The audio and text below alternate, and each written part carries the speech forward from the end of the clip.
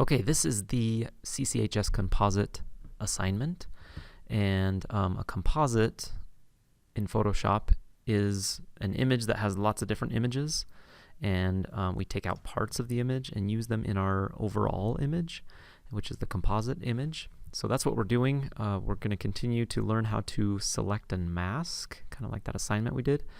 And so different selection tools. This is kind of an assignment, kind of a big assignment with lots of different selections so that we can practice selecting, because that's a huge part of Photoshop. So different selection tools, and we use them for different reasons. I'll explain all that as we do it in this video.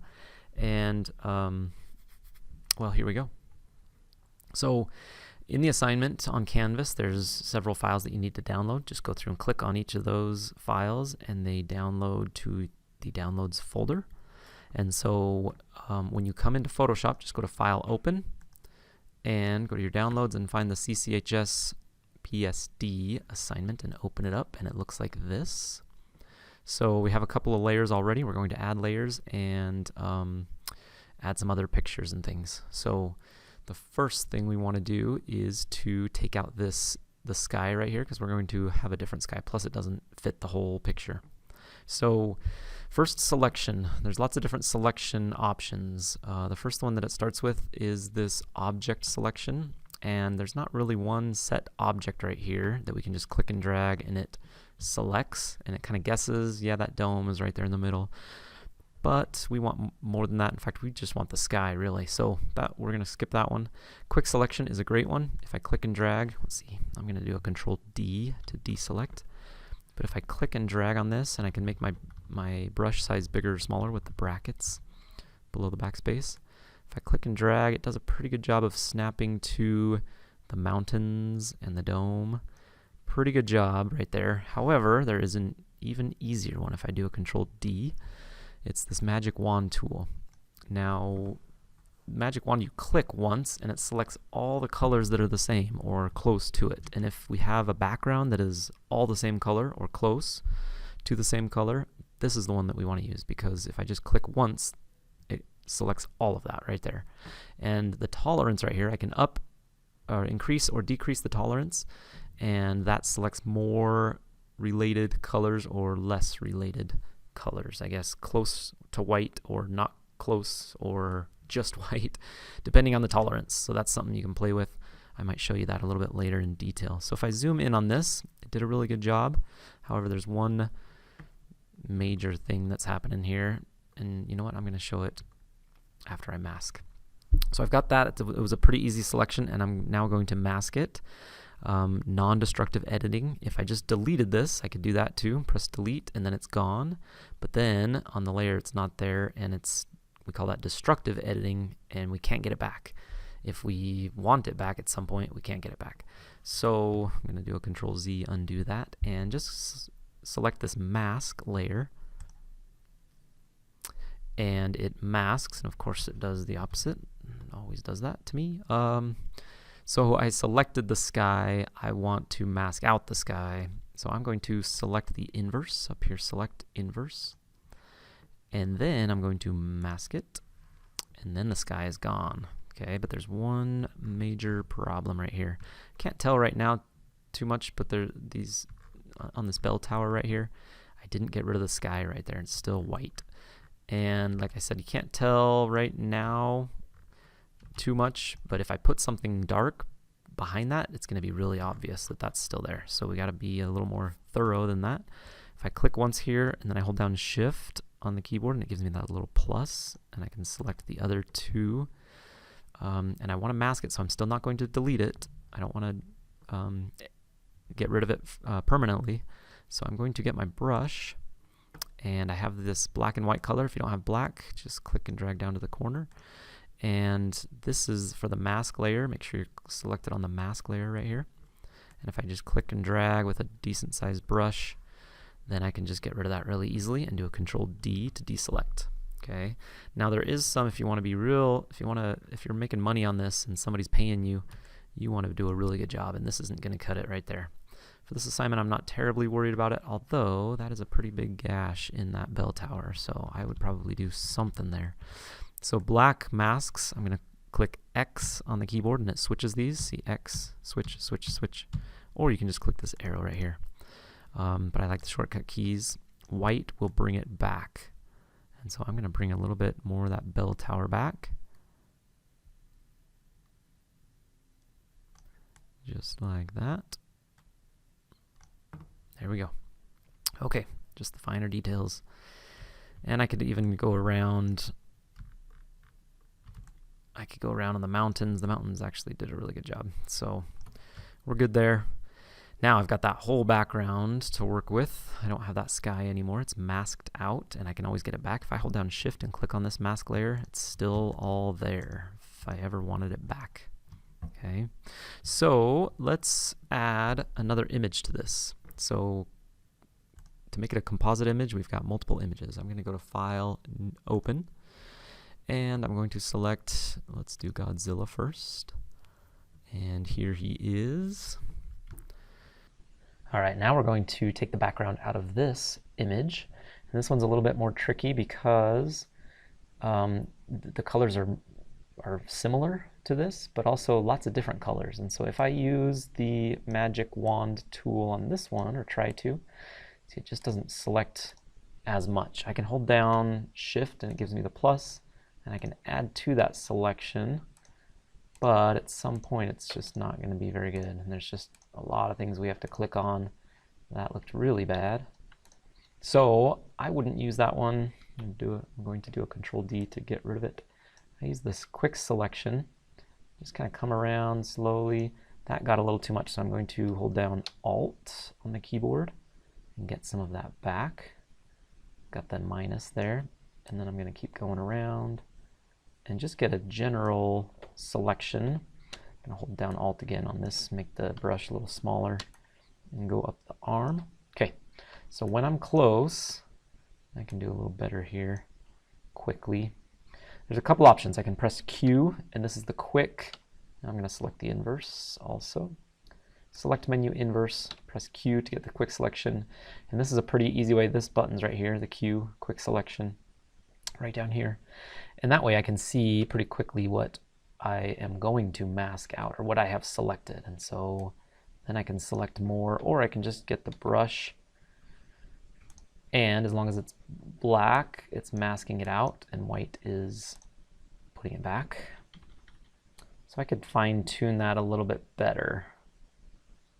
You can also go into the select and mask if I have my selection tool on, and if I get out of a quick mask, Q toggles in and out of that. Select and mask, and some students like this. And in fact, if there's hair, this is the best way to do it. Right here, this button, you make it a little bigger. I wonder if it will work on this right here. Yeah, see, it kind of just recognizes what should be masked and what shouldn't, and that's pretty awesome. That's the main reason I use this select and mask. That actually did a really good job. But I can also just get a selection. I can get a brush. And once I'm done with it, I can output it to selection. Or rather than that, I just want to do a layer mask. Then I don't have to create one myself. And it outputs it, and it's masked in the background. So that's really nice. And then I can continue to mask or unmask if I need to, if I find errors in that. It looks pretty good. So the other way, without the select and mask, I can just continue with the quick mask Q. Oh, now I've got the mask on there. So if I got rid of that mask, and I don't have my selection either. Okay, I'm going to undo that. That works. But the quick mask, I can also select and deselect until I get it right, and then click the mask button right here and mask it. So there's a couple different ways of doing it.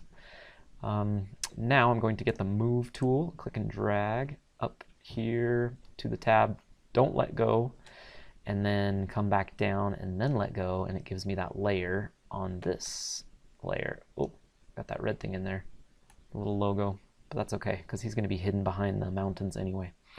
I can click right here, show transform controls if that's not clicked, and then click and drag in the corner to keep it in proportion. And he's going to go back here. He's going to be really huge, of course. And if I click and drag the layer below the school layer, then there he is back there. I can set him wherever. make him as big or small as I want. Okay, and since I masked out the part of the bell, see, now I can see him behind there. That is awesome. All right, we've got just a couple of things left then. Let's bring in King Kong. So I'm going to go to File, Open again, and bring in King Kong. Of course, you have to have him downloaded already, so that's from the assignment webpage, Canvas page. So King Kong, now this one's a little more tricky because there's a lot more going on in the background, and colors are similar and things. So I'm again going to do my quick selection tool. This is kind of my favorite. Unless there's a solid background, then I always use Magic Wand. So I'm just going to click and drag around here until I've got generally what I want. And this down here doesn't matter too much. Oops. Okay. Sometimes you go too far and then it deselects everything, or I guess what it did is selected everything. So I'm going to stop right there and then click and drag more. And if it does that, I'll just do a Control Z. Okay, that's all I need for now because the bottom part's going to be behind the building anyway, the school. So I'm not too worried about that. And this one I can refine the edges a little bit because this is hair and it's hard to get hair to look, it's hard to select the edges around hair really well. So the select and mask actually does a really good job of that. I'm going to go in there and select invert right there. And now this tool is just amazing right here. So I'm going to make this, I don't know, about that big. I'm just going to go brush one time around the edges. And it does a pretty good job of getting what it's supposed to and leaving what it's not. And the hair just looks really great with that tool. Okay, so all this is going to be gone. This, however, I do need to get, but I'm going to just wait on that. I like to output it to a layer mask, and then I can do the rest with my layer mask. Usually I come into select and mask just to do some fine tuning, use this, this tool right here for the hair and other edges if I need to. I'm going to click OK after I've output it to layer mask. And now I've got that masked out. Oh, it really didn't do a great job there. So I'm going to bring that back a little bit. Got rid of a little too much right there, and so his arms kind of see through right there. So I'm going to get my brush, B, we're right there. And black, let's see, yeah, white brings it back. So I'm just going to bring it back close to the edge. And then let that other tool get the edge of it with the hair. So that's another option, is to just bring a little bit back once you get out and you have the layer mask on it. Because sometimes that hair tool thing does get rid of a little too much. Okay. Great. So I'm pressing X to change it from black to white, and that masks or unmasks. So black masks and white unmasks. So I'm going to make this a little bit smaller right here, and I'm going to make sure I get all this in here. This was just a little section, so I didn't bother selecting it. I'm just going to go around this pretty quickly, and I can get it back if I get too much. Whoops, by pressing X, it turns to white, and then I can get that back. That's why we mask it. Okay. So that's plenty. I can, if this is bugging me down here, I can get rid of it also. I can just press X and make my brush bigger and just mask all of that out, really. We don't need any of it. Unless you want his hand over the top of the building or something, but I'm just going to do all of it. Just like that. Then I can get my move tool, click and drag up to the composite image. I'm not letting go. I've still got it clicked and held. Coming down here and then letting go, and there he is. He or she, I guess. I guess it's king. So click on the corner and then drag however big you want. Now there's one last little thing I want you to do. Well, two. One, you're going to get one other image and bring it in. Just any other image that would add to the composite. And The other thing though is I don't want both of them behind the mountain. I want one of them in between the school and the mountains, so they're closer to the school and so they're not so huge. So this is pretty tricky, but what I'm going to do is select the layer that the school is on and the mountains, and I'm just going to select the mountains, and I'm going to, let's see, which one could I do? Oh yeah, that one's pretty good. The quick selection, I'm going to hold down Shift and click a few different places on the mountains, and that does a pretty good job. If there's more to do, I can just keep clicking, or see right here, I'm going to zoom in and click on this spot too, and this spot holding down Shift. Right here it got a little of the school, so what I can do, this is where I use the lasso, and I don't use it very often, but if I want to take away from the selection, so I'm going to hold down Alt, and it gives me that little minus, and then I'm just going to click and drag around that, and it takes that away from the selection. So that's handy. Here's a little bit that I missed right here. So I'm going to get the quick selection back, or the magic wand, I guess. Hold down Shift. And sometimes I don't remember if it's Shift or Alt or Control, and so I just have to test it out. But I'm looking for the plus to add to, and then if I hold down Alt, there's the minus to take away from the selection. Okay, I want to keep that in there. That's part of the school. Oop, there's some issues right up here. So right up here, I'm going to add to it right there, and there's a little piece right there. Okay, so now I've got the mountains all selected. Oh, look, when I clicked on it, it selected that again. So I'm going to hold down Shift, nope, Alt, and get rid of that one more time, now that the mountains are all selected correctly. Besides that. Okay, since it's all selected, there's a little bit of an extra border right there. I'll show you what to do with that. Since it's selected, or now that it's selected, I'm going to right-click on it. I have to have my selection tool, any of the selection tools, and right-click, and I'm going to do this Layer via Cut. And what that means is it's going to take what I have selected, it's going to cut it out of this layer, which is layer 2 right here, and it's going to make a new layer out of it, with it. So look, if I hide that layer, the mountains are gone, and it's just the school now because I just took it out of that layer, off of that layer, and it's on its own layer right there. So that way, the reason I do that is so that I can put it behind, no, let's see, yeah, behind one of these characters. I'm going to put it behind King Kong instead of in front of. So I'm going to put it way back here. It's still in front of Godzilla, but behind King Kong. And you can see the mountain back there. If I move King Kong around, whoops, that's the selection. Control D. With the move tool, see, you can still see the mountains back there. Now he's in between the mountains and the school, or at least it gives that effect. So I'm going to put him somewhere back here. The picture cut off right here, so I'm going to use that to my advantage and stick him on the edge right there. Or I could put him right here. It looks like it's hidden behind the school, something like that. So for now, I guess I'll put him right here. Now, something that might be bugging some of you, it bugs me, I know, is if I hide the mountains right here, let's see, what do I want to hide? Yeah, hide, oh, there they are. Hide the mountains, and there's a little bit of that mountain still left, especially if I put King Kong behind it. Then you should be able to see, I'm not seeing it all that strong actually, so that's a good sign. Yeah, it did a pretty good job. But right there, see there's some floating lines. Usually it's worse than that, so I don't know what I did differently. Anyway, right here, there's some stuff there.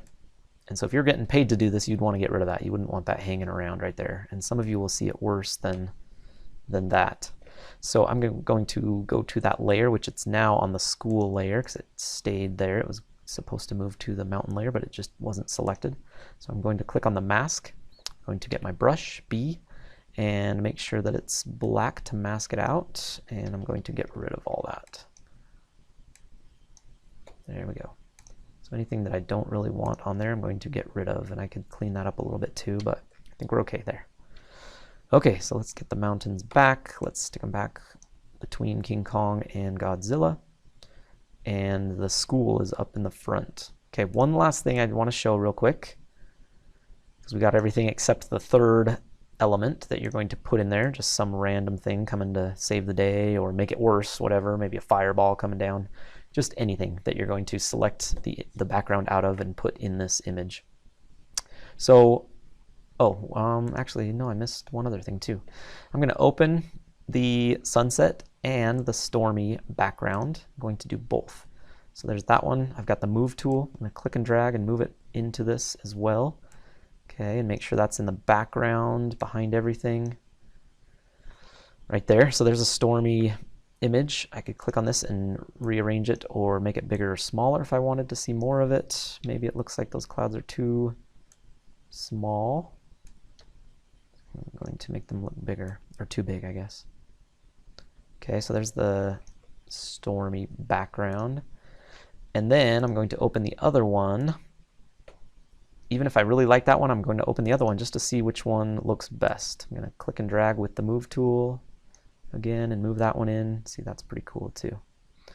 So now that I've got them both in there, and I can put them right next to each other, I can hide this one and I can kind of click back and forth and see which one I like better.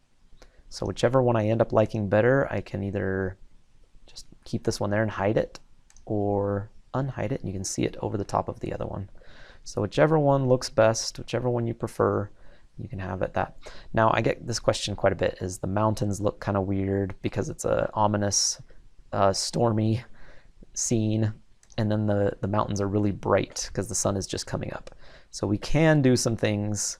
It's not required in this one because we haven't learned these things, but let me show you if that's bugging you. I'm going to go to that layer. There it is. Actually, there's the mountain layers too, but we can do both maybe. There are these adjustments, and if you don't see them, you can go to Window and Adjustments. And this second one right here is Levels, which I like, and this middle one makes it brighter or darker. Now it's making everything below it brighter or darker. It's a mask also. It's masking everything below it. If I just want it to mask the one layer below it, which is the school, I can click this button right here. And then it only does the school layer. And look, I can make the school as light as I want or as dark as I want. See, now it's a little darker. It looks a little more scary, I guess. I can do the same on the mountain layer. Get the adjustments, get levels, and click this so it only masks the mountain layer. And I can make those darker as well. So that's one thing you can do. Underneath this, see, that mountain is still really light. And there's one other thing I would suggest if you really want to change it. Click this hand right here. And it's actually, by default, it's this one, the dodge tool. We want the burn tool. So anything you click and drag on, except it's got to be on that layer, right down here, it burns it a little bit. Okay, it makes it a little darker. And so the more you click on it, the darker it gets. So that's another way to do it. Okay, looks like we're good to go on this one. As long as you get your third element in there, look at the rubric and it will show you what is expected to have in there. It's all of this and a third object in the sky or on the ground somewhere. Then you can save it as the Photoshop with all the layers so I can see the layers, submit that, but also save it as a JPEG or a PNG, okay, an image, so it's just a solid image, and then submit both.